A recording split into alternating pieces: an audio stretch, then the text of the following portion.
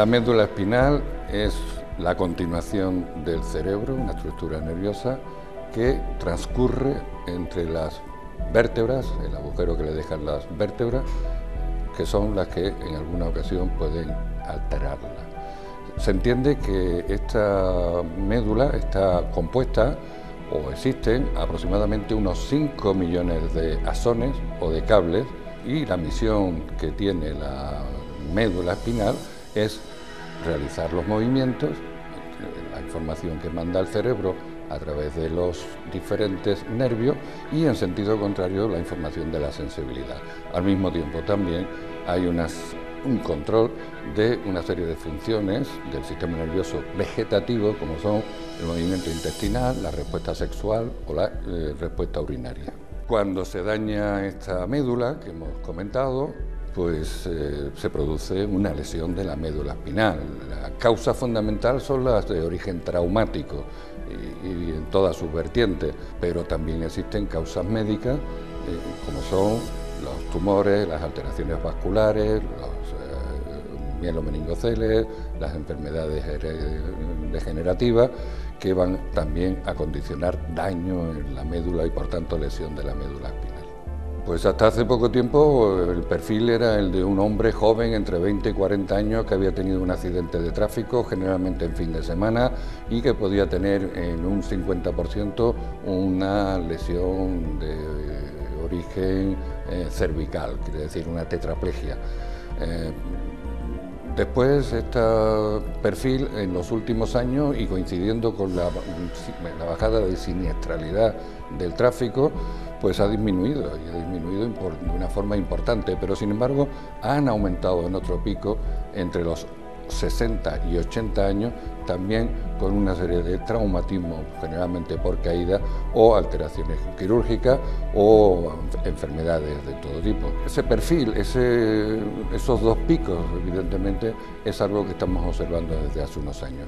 Y no querría, por supuesto, dejarme por decir algo que es importante, como es el coste tanto personal de una lesión medular como el coste social. Se entiende que en España las lesiones medulares cuestan entre 800 y 1.500 millones de euros cada año. SAMUR Protección Civil es un servicio de emergencias extrahospitalaria que atiende en ámbito urbano.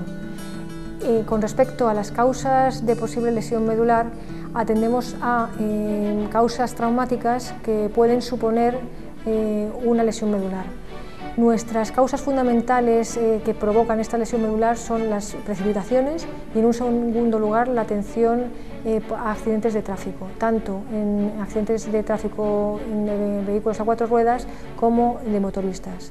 El resto de las causas suponen un menor número. Sobre las lesiones traumáticas que vemos asociadas a una posible lesión medular, los traumatismos vertebrales suponen un 6% de las lesiones encontradas en un paciente politraumatizado, y de estos un 1,6% tienen asociado lesión medular. Nuestra experiencia nos dice que todas las causas traumáticas que tienen asociado un trauma vertebral podrían evolucionar a un trauma medular si no se realiza un manejo adecuado.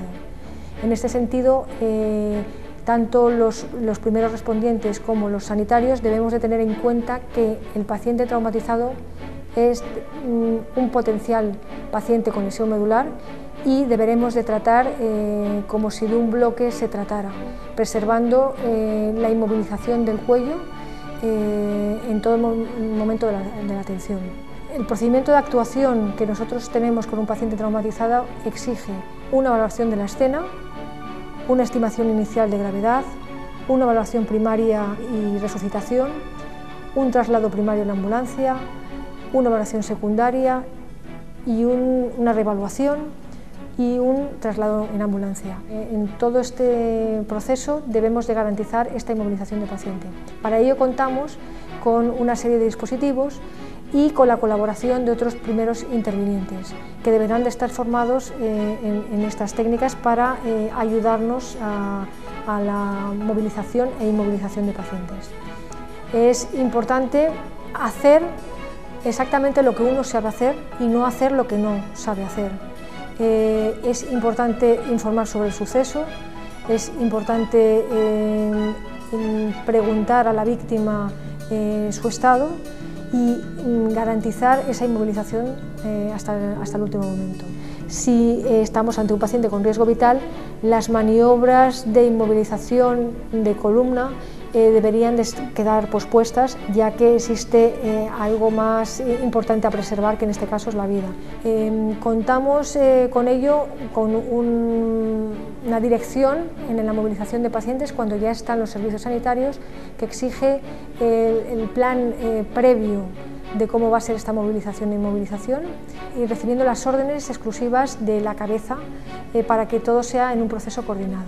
Para ello contamos con distintos dispositivos como son collarines, inmovilizaciones de cabeza, sistemas para la movilización como son las camillas de cuchara, tableros espinales o sistemas de inmovilización mucho más seguros como es el colchón de vacío, que impiden que el paciente tenga cualquier tipo de movilización. Como resumen, decir que es necesario que todos los intervinientes, que probablemente incluyan hasta el primer ciudadano que atiende a la víctima, tengamos en cuenta de que el paciente tiene que ser tratado como si de un bloque se tratara, y que es muy importante la información sobre movilizaciones previas, posturas anormales en la ubicación de los pacientes para ser transferidas al sistema de emergencias.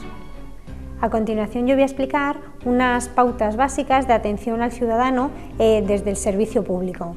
En primer lugar, y como aspecto general, hay que tratar a las personas que tienen algún tipo de discapacidad de forma natural. La naturalidad siempre decimos nosotros que es la clave. En este sentido es fundamental primero ver a la persona y después ver a la discapacidad. A la hora de ayudar a una persona que tiene discapacidad o atenderle, es fundamental y nunca dar por hecho que la persona va a necesitar tu ayuda. Por eso es muy importante que antes de ofrecérsela le preguntas si la necesita. En segundo lugar, una vez que te ha dicho que sí la necesita, es también muy importante que le preguntes cómo quieres que sea, porque dependiendo de sus capacidades, de la discapacidad que tenga, pues va a necesitar unas cosas u otras. Otro aspecto también que hay que valorar es que hay que hablar siempre directamente a la persona, aunque vaya acompañada.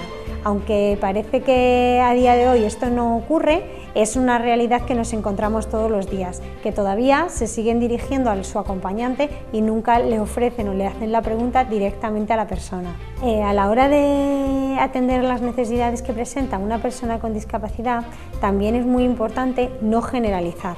Encontramos o vamos a encontrar diversas situaciones cuando atendemos a personas que tienen discapacidad, y cada una, dependiendo de las necesidades que presenta, va a necesitar una forma de ayuda muy diferenciada. Normalmente una persona que tenga la misma discapacidad, que tenga la misma lesión, incluso que pueda tener el mismo grado de afectación, pueden tener necesidades completamente diferentes, y por eso es muy importante adecuar tu actuación a la demanda y a las necesidades de esta persona. Cuando vamos a atender a una persona que tiene discapacidad en un servicio público, dentro de una infraestructura o dentro de un edificio cerrado, es muy importante tener en cuenta los siguientes aspectos. En primer lugar, es fundamental que los profesionales sepan cuáles son las características de accesibilidad que presenta el edificio o la infraestructura donde están realizando el servicio. ¿Por qué? Porque si se produce alguna emergencia, es importante tener identificado cuál es la forma de evacuación a una persona que tenga discapacidad. Por otro lado, también es importantísimo saber cuáles son las características para saber si el servicio que vas a ofrecer se adapta a sus necesidades.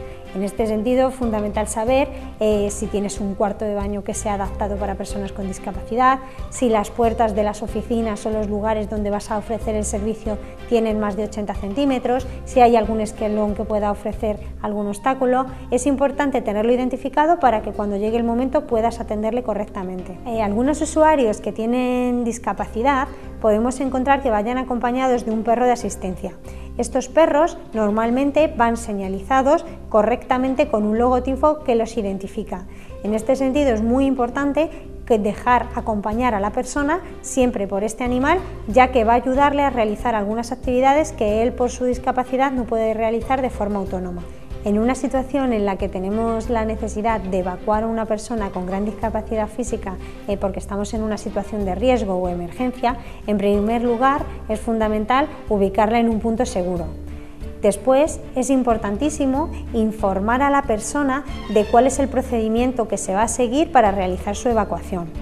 Se recomienda a los profesionales que primero se evacúe al resto de personas con el fin de evitar los obstáculos que se puedan generar en los lugares o puntos por donde se va a realizar la evacuación. Que antes de comenzar a realizar el traslado verifiquen cuál es el itinerario por el cual se va a realizar, con el fin de identificar cuáles son los posibles obstáculos o elementos que hacen que el traslado no sea accesible.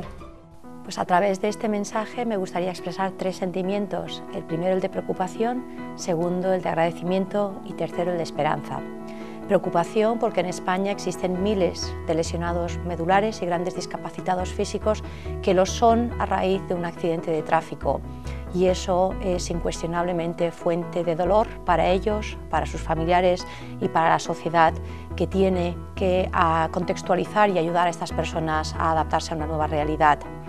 El segundo mensaje es el de agradecimiento, porque gracias a asociaciones como ASPAIM, la Federación Nacional de Lesionados Medulares y Grandes Discapacitados Físicos, realizáis una labor extraordinaria, tanto ayudando a las personas que ya sufren de estas condiciones, como participando en campañas de prevención para intentar que cada vez sean menos las personas que tienen estos problemas.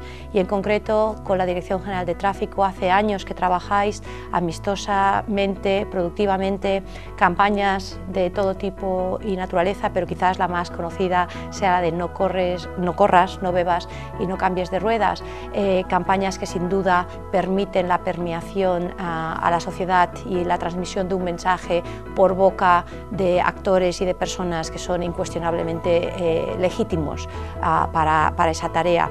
Y el tercer sentimiento que quería reflejar es el de esperanza, porque no me cabe duda de que lo mejor está por llegar ese fin de lesionados, es decir, la Dirección General de Tráfico va a trabajar con todo su ahínco y con todo su empeño para que no ocurran más accidentes que conduzcan a este tipo de consecuencias, y lo va a hacer precisamente estimulando y ayudando a que toda la sociedad se ponga en marcha en esa dirección, y contar con vuestra ayuda es incuestionablemente valioso para ello.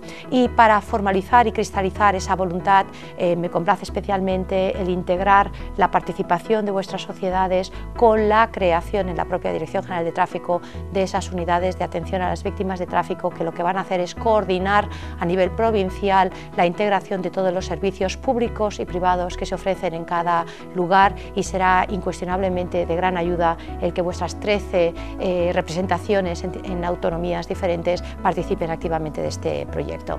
Así que muchísimas gracias por la oportunidad de enviaros este mensaje, y repito, contáis con esta institución para todas las cosas buenas que tenemos que hacer.